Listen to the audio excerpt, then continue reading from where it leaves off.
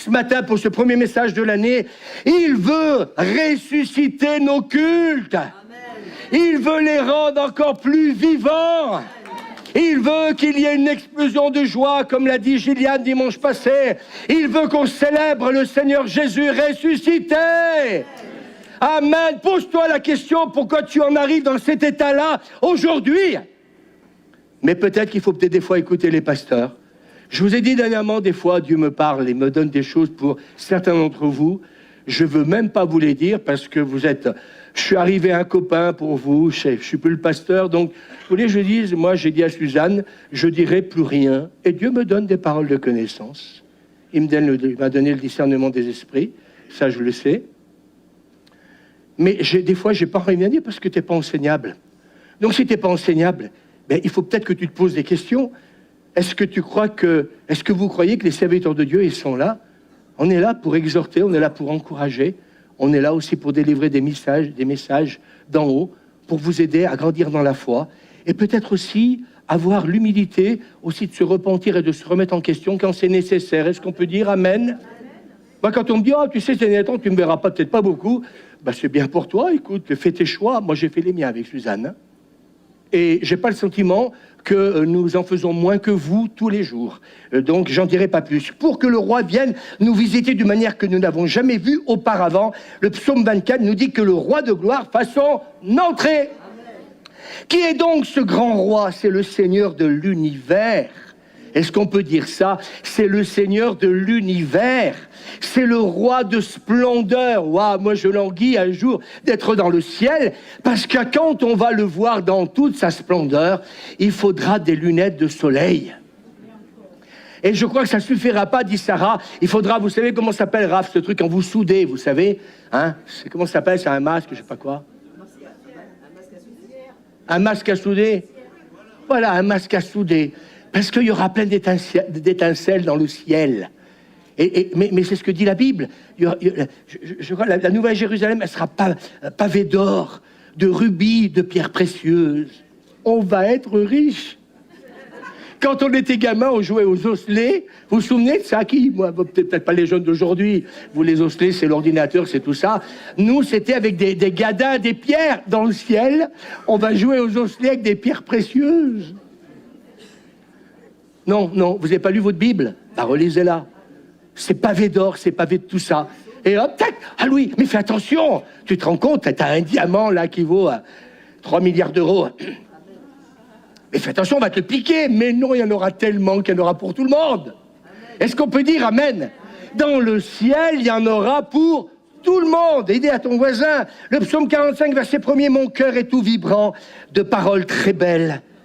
Je dis, mon œuvre est pour le roi, je voudrais que ma langue soit comme la plume d'un habile écrivain. Regardez ce qu'il dit, le psalmiste. Mon cœur est tout vibrant de paroles très belles pour lui. Je voudrais vous dire ce matin, le maire nous l'a dit en début d'année, en ce moment, on nous plombe l'atmosphère, on parle de grève, on parle de ci, on parle de là.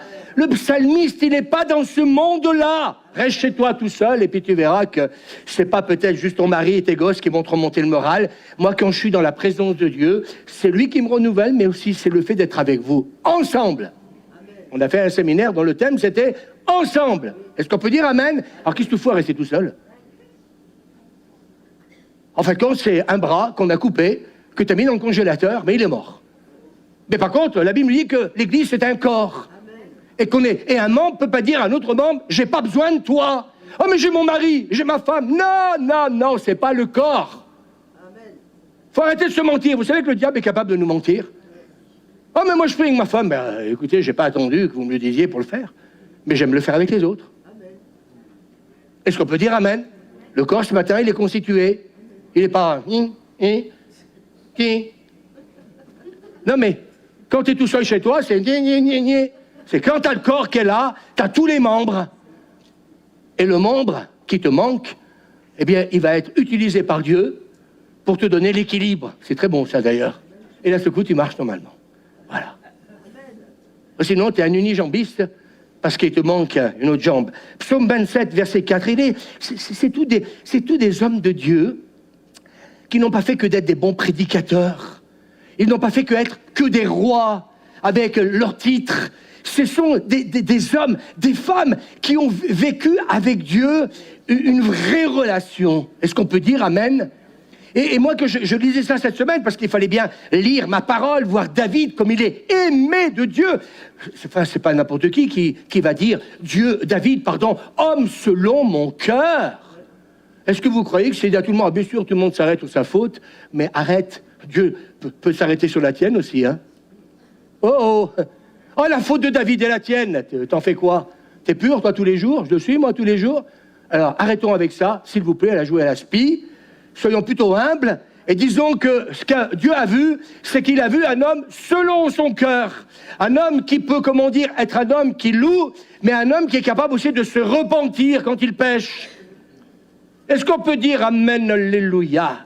On va l'apprendre cette Sainte ce matin. Ça va être dur d'y aller, moi je vous le dis, mais on va y aller avec joie. Parce que c'est la table de la réconciliation. C'est la table du pardon. C'est la table de la restauration. C'est pas l'état d'esprit, du monde qui juge, qui est toujours en train d'écraser. Regardez ce jeune garçon de 13 ans, donc il s'est suicidé parce que derrière, voilà, on l'a malmené. Moi, je peux pas dire amen à ça. Et donc, regardez ce texte, qui est magnifique. Je demande à l'Éternel une chose que je désire ardemment. Je voudrais habiter toute ma vie dans la maison de l'Éternel. Il dit pour contempler sa beauté. Et j'ai beaucoup aimé cette version, je ne l'avais jamais trouvée. Écoutez bien, je voudrais habiter toute ma vie dans la maison de l'Éternel. J'aimerais dire aux internautes, retrouver le chemin de l'Église aussi. Attendez pas d'être au ciel pour ça. Retrouver la maison de l'Éternel pour contempler sa beauté, ce qu'a vu Sabrina. Et chercher à le connaître. Et chercher à le connaître dans sa demeure. Et chercher à le connaître. Ouais, mais moi, je connais ma Bible, hein. Moi, vous savez, j'ai fait l'école biblique, moi j'ai fait ci, moi j'en ai vu des gens comme ça. Excusez-moi, ils m'ont pas donné envie, hein. Par la louange et l'adoration, on va créer une atmosphère, écoutez bien. Est-ce qu'on peut dire amen à ce que je vais dire là? Par la louange et l'adoration, nous allons créer une atmosphère qui invite sa présence et qui va permettre à Dieu d'accomplir des œuvres magnifiques. Notez-le, ça. Par la louange et l'adoration, nous créons une atmosphère qui invite sa présence et qui va permettre à notre Dieu d'accomplir ses œuvres au milieu de nous. Amen. Le psaume 22 nous dit « Dieu siège au milieu des louanges de son peuple ». Et le peuple dit « Amen ». Il sauve, il délivre. Amen. Et il ne faut pas être surpris, mes amis, que ces choses arrivent quand on commence à le louer en esprit et en vérité. Alors écoutez bien, Dieu cherche une église. C'est le réveil. C'est le réveil. Amen. Dieu cherche une église, écoutez bien, qui n'est pas intéressée par ce qui est faux ou simulé. Il veut que nous soyons honnêtes dans nos cultes. David, écoutez bien, était extrêmement honnête avec Dieu dans les chants qu'il a écrits. Relisez les psaumes de David. On voit un homme qui vit une relation journalière avec son Dieu. Un homme qui a aimé et qui aimait l'Éternel. Psaume 109, verset 30. Je veux remercier, écoutez bien, le Seigneur. Il faut qu'on retrouve ça encore dans notre église. Des fois, je le fais, je donne le micro, mais on devrait davantage le faire. Vous savez ce qu'il dit? Je veux remercier. Qui veut remercier le Seigneur avec nous le dimanche matin? Est-ce qu'on pourrait arriver à l'église en disant « Oh, c'est dimanche, c'est la messe. Je vais à l'église. » Non, David dit « Je veux remercier le Seigneur. » Oui, mais ce que nous a dit Sabrina tout à l'heure, ça a galéré là ces derniers mois. Mais je veux remercier le Seigneur. Psaume 34, celui-là, il nous fait mal à le lire. Parce que ce psaume 34 nous dit « Je bénirai l'Éternel en tout temps. » Quand tout va bien, c'est tellement facile. Mais il dit « Je veux remercier le Seigneur à haute voix. » Qui veut prendre la décision ce matin? En prenant le pain et le vin ce matin, peut-être que, vous allez peut-être dire, pourquoi pas? C'est vrai, c'est pas le pasteur qui le dit, c'est le psaume. Je veux remercier le Seigneur à haute voix. Je veux chanter sa louange au milieu de la foule. Raphaël, Michel, un de ces gars, on va prendre le micro, on va dire, s'il vous plaît, arrêtez de louer le Seigneur à haute voix, on ne s'entend plus dans cette église. J'aimerais qu'on s'entende plus dans notre église. J'aimerais que, vous puissiez, couvrir les instruments. Et le peuple dit, je louerai l'Éternel à haute voix. Alors, je sais qu'à chaque fois que je prêche ces choses-là, certaines personnes, je ne suis pas d'accord dans ce que tu as prêché, ça ne fait pas plaisir. Je l'entends, hein. Écoutez, excusez-moi, mais jetez votre Bible à la poubelle. Alors ne vous en prenez pas au pasteur, qui vous prêche avec vérité ce matin, mais vous vous en prenez ou à Dieu ou à sa parole, mais c'est pas moi qui le dis. Mais pour pouvoir le louer à haute voix, il faudrait déjà commencer par l'aimer, oui ou non? T'as dulciné, t'as bien aimé. Quand tu aimes quelqu'un, tu fais quoi? Quand tu es en famille, tu vas à un anniversaire. Bonjour papa, je suis content d'être là, hein? Qu'est-ce que tu fais? Tu le loues? Tu es en train de dire, papa, je suis content d'être là, maman, je suis content d'être là. Dimanche matin, il y a papa et maman qui sont là, hein? Alors couvrez un peu ces musiciens, un peu. Louez-le. Raphaël, il dit amen. Louez-le à haute voix, je veux chanter sa louange. Et il a mis sa louange dans ma bouche, au milieu de la foule. Et je crois que quelque part, ce que Dieu veut, et là, je vais commencer peut-être à aborder les choses qui vont nous permettre de prendre la Sainte Seine avec beaucoup d'humilité. Voilà. Notre Dieu va demander aux vrais adorateurs de développer en premier notre caractère. C'est ça que Dieu veut qu'on développe en premier. Est-ce que quelqu'un peut dire amen? Pour une vraie transformation, le psaume 24, verset 3, il est magnifique. Qui pourra monter à la montagne de l'Éternel? Qui peut y monter? Qui s'élèvera jusqu'à son saint lieu? Voici la réponse. Celui qui a les mains innocentes et le cœur pur, celui qui ne livre pas son âme au mensonge et qui ne jure pas pour tromper. Voilà, qui peut monter à la montagne de l'Éternel? Et ce matin, s'il vous plaît, ne prenons pas la Sainte Seine comme du petit lait. Qui peut monter à la montagne? Vous avez le texte là qui est là. Il y a de quoi peut-être se repentir pendant une journée. Hier matin, on a vécu quelque chose dans ce sens-là. À fur et à mesure que nous nous laissons conduire dans cette rivière de l'adoration, ne le cherchons pas que pour l'onction ou pour les dons. Et le Seigneur me disait cette semaine, Louis, ces derniers temps, oui, tu pries pour que j'étende ma main pour qu'il y ait des signes, des miracles et des prodiges, mais je veux replacer ta vie au centre du village. Le Seigneur m'a dit, continue à prier pour ces choses-là, mais ne le cherchons pas que pour l'onction ou pour les dons en particulier. Est-ce que quelqu'un peut dire amen? Mais cherchons-le pour lui. Elle ne savait pas que j'allais prêcher ça, c'est ce qu'a dit Sabrina tout à l'heure. Cherchons-le pour lui et pour lui seul. Et si vous le cherchez, ce verset que nous connaissons depuis 44 ans, cherchez d'abord le royaume de Dieu, et on le chante bêtement parfois, on le dit bêtement, et tout le reste vous sera donné par-dessus. Je voudrais vous dire ce matin, c'est vrai. C'est vrai. Oui, mais pasteur, t'es pas à ma place. Est-ce que tu le cherches comme avant? Est-ce que ta passion a diminué avant? Relisez les lettres de l'Apocalypse, la Odyssée. Je voulais lire ce matin, j'ai oublié. Tu peux nous le mettre, Jean-Fred, s'il te plaît?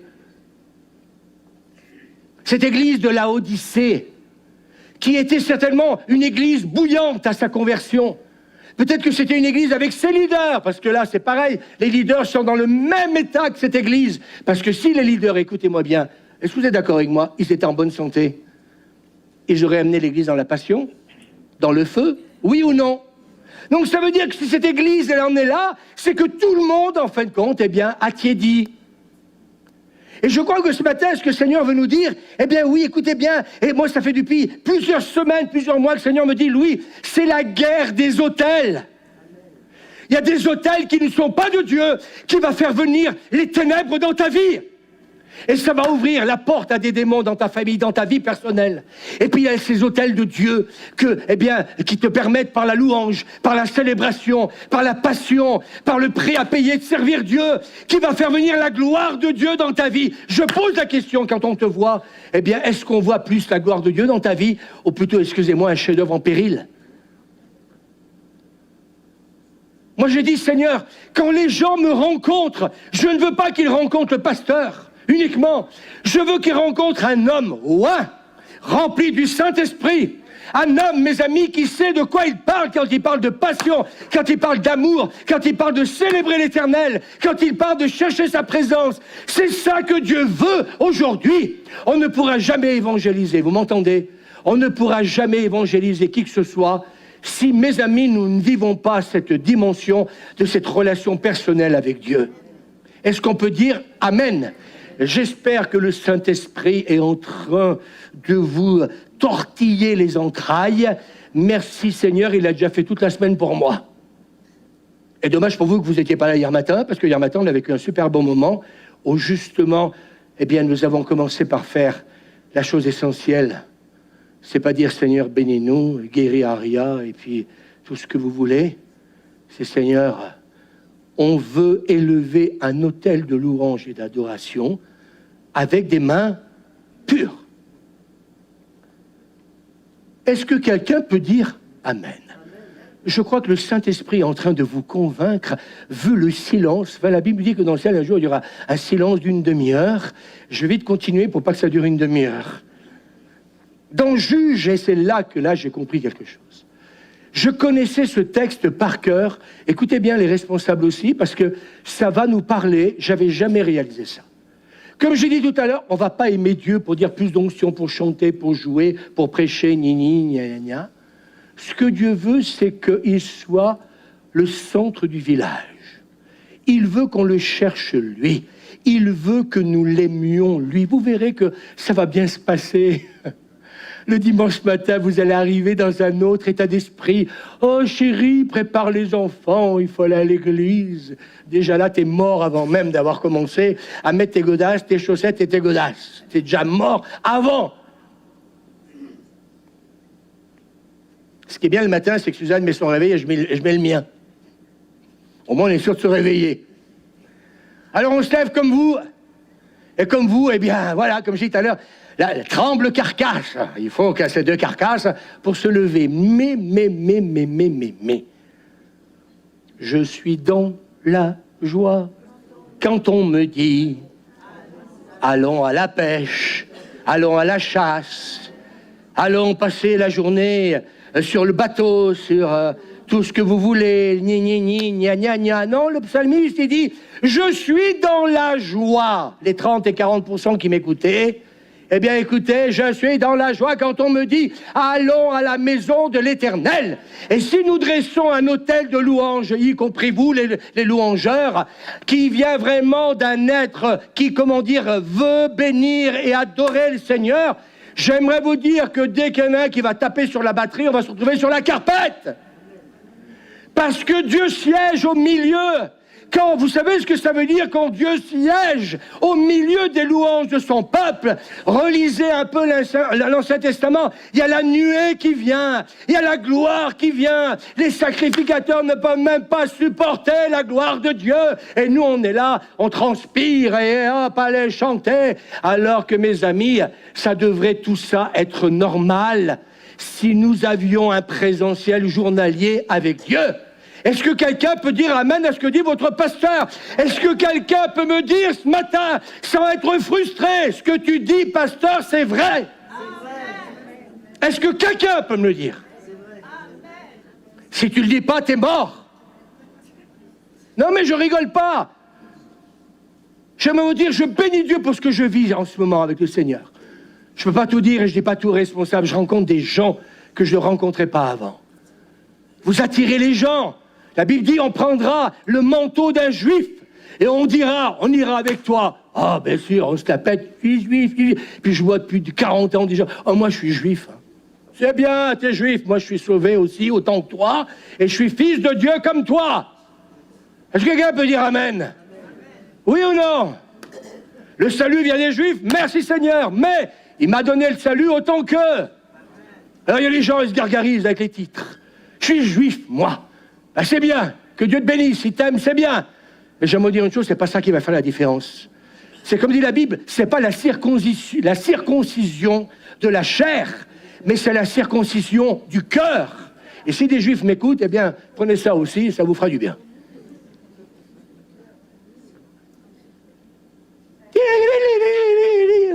Oui, bien sûr. Est-ce que ce matin, tu peux dire Amen? Est-ce que tu es conforme à ce que je suis en train de prêcher ce matin? Est-ce que nous le sommes réellement? Est-ce qu'on peut retrouver le chemin de l'humilité, le chemin ce matin en prenant ce pain et ce vin, à dire, mais je ne suis pas clair. Mes mains ne sont pas toujours innocentes. Il y a le mensonge. Je ne suis pas toujours pur, comme je voudrais bien le dire. Ah, tu peux chanter, tu peux jouer, tu peux faire peine Salamalek si tu veux, mais lui, Dieu voit tout ça. Et dans ce livre de Juges, et là, j'ai compris. J'ai compris ce que j'avais peut-être jamais compris. J'ai dit tout à l'heure, un autel, ça peut ouvrir des voies, autant pour le bien que pour le mal. Et nous, on est là, mais pourquoi il m'arrive tout ça?